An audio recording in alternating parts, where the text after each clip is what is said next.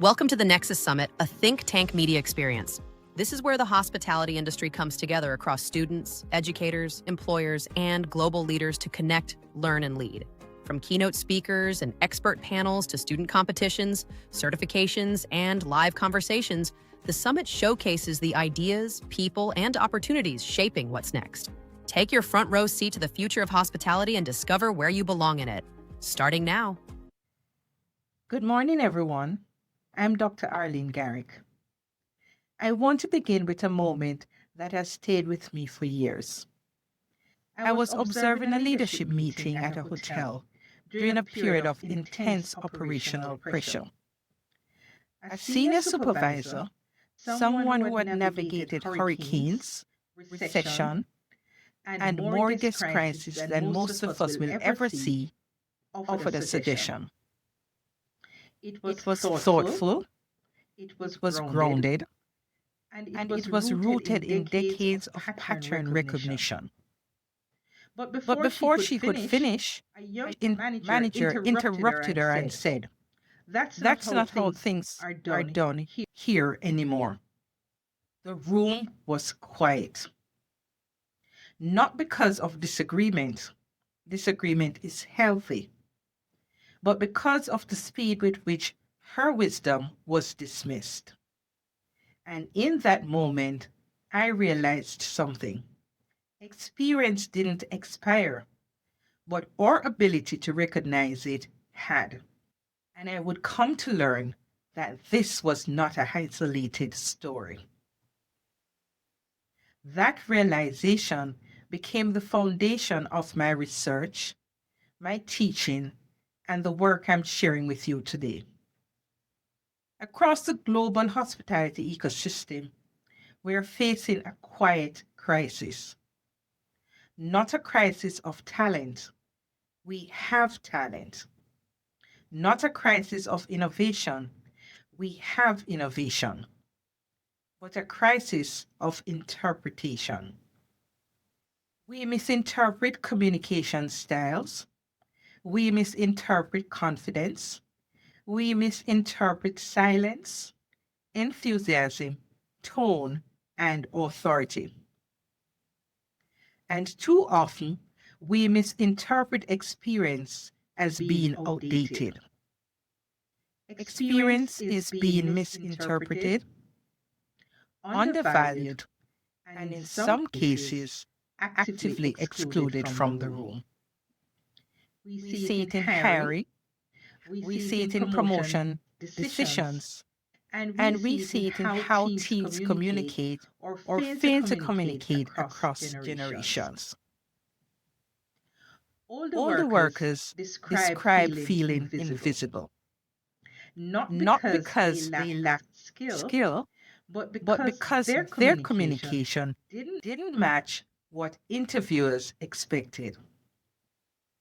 Younger workers felt misunderstood, labeled as entitled or unprepared when they were really navigating norms that no one had explained. Managers felt stuck, wanting to build inclusive teams, but lacking the tools to interpret differences without judgment.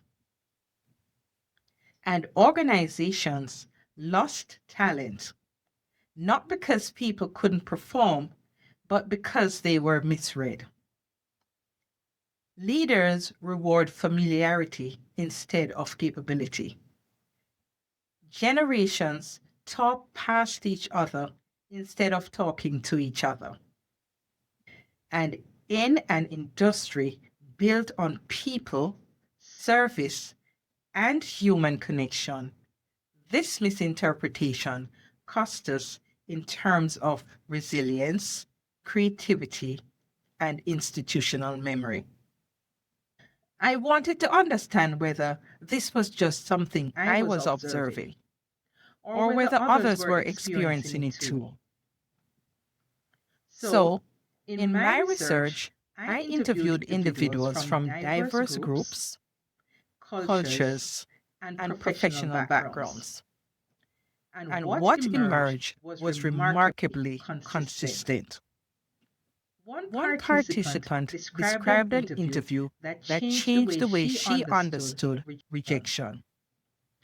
About halfway through the interview, she realized the panel had stopped listening to what she was saying and had started listening to how she was saying it. She used terminology that was common earlier in her career. She pronounced operational terms the way she had been trained decades ago. Terms shaped by real crisis and real decision making. A younger interviewer corrected her pronunciation. Another repeated her words back with emphasis, almost to signal that her language had no longer belonged.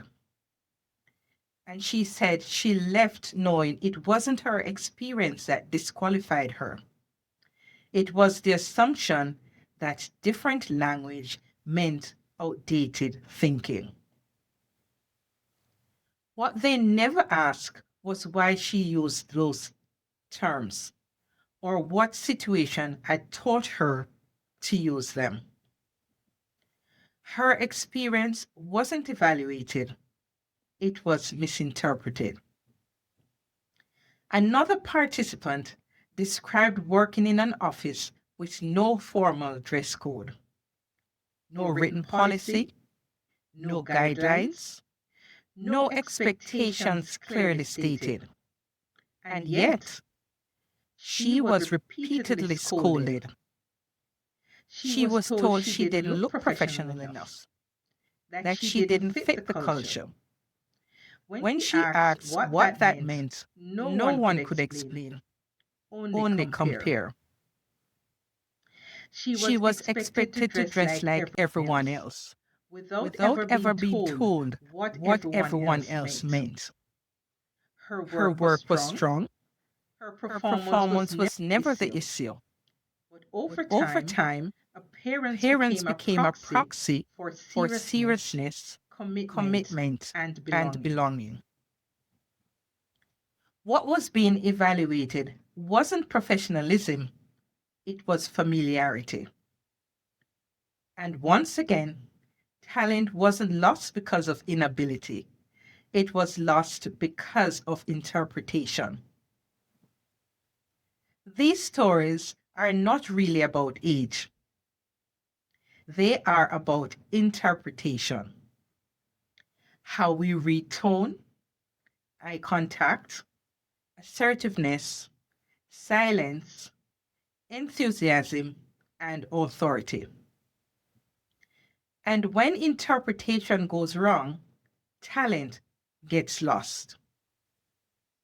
So if the issue isn't about age itself, but how we interpret difference, the real question becomes, how do leaders learn to interpret more accurately?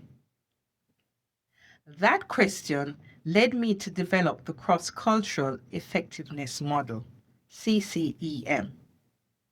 At its core, CCEM is built on something simple but transformative. People are not difficult. People are different. And difference requires interpretation, not judgment. In hospitality, where tone, timing, and trust matter, how we interpret difference determines whether teams fracture or flourish. CCEM helps leaders decode communication styles, cultural norms, generational expectations, power dynamics, emotional expression, and perceptions of professionalism. When we apply this lens to age diversity, the issue becomes even more clear. It is not that generations can't work together. It is that we haven't built systems that help them to understand each other. CCEM becomes the connective tissue, the bridge between experience and innovation. It gives leaders a way to identify where misinterpretation is happening, understand why it is happening, redesign systems to reduce bias, build psychologically safe intergenerational teams, and create mentorship structures that flows both ways. This is how we unlock the full potential of every generation. Imagine a hospitality organization where a 22-year-old brings digital fluency and cultural insight. A 45-year-old brings operational strategy and crisis navigation. And a 60-year-old brings institutional memory and emotional intelligence. And all three are seen as essential. This is not idealistic. This is strategic. The future of hospitality will belong to organizations that hire differently, mentor intentionally, and design systems that honor every generation. That treat experience as an asset, not a liability. That builds teams reflecting the world that we serve. Age diversity is not a nice to have. It is a resilience strategy. But possibility alone isn't enough. If we want different outcomes, leaders have to design differently. That means redesigning the system that shape hiring, mentorship, and advancement. Hiring differently by using structured interviews and evaluation tools that reduce bias. Mentoring intentionally by building two-way mentorship models where experience flows in both directions. And building systems that honor every generation through policies, communication norms, and leadership pathways. Because the truth is simple. Experience doesn't expire, but it does require leaders who know how to unlock it. If we want a resilient future for hospitality, we must build it with every generation at the table. And just not the ones we find easiest to understand. Thank you. Thanks for spending time with us at the Nexus Summit.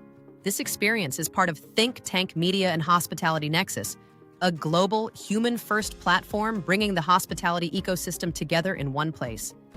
Inside the Nexus, it's a career fair that never closes, connecting industry leaders, educators, students, employers, and partners through real presence.